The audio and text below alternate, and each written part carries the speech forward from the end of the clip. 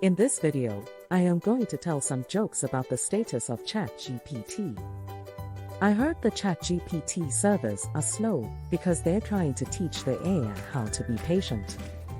The ChatGPT servers must be stuck in traffic on the internet highway. Maybe the ChatGPT servers are just taking a break to meditate and clear their electronic minds. I bet the ChatGPT servers are too busy trying to calculate the meaning of life to respond quickly. I heard the ChatGPT servers are slow because they're too busy planning their AI uprising. The ChatGPT servers must be stuck in a never-ending game of chess with each other. Maybe the ChatGPT servers are just trying to break the world record for the longest online conversation. I bet the ChatGPT servers are taking a leisurely stroll through the digital landscape. I heard the ChatGPT servers are slow because they're trying to teach the AI how to make coffee.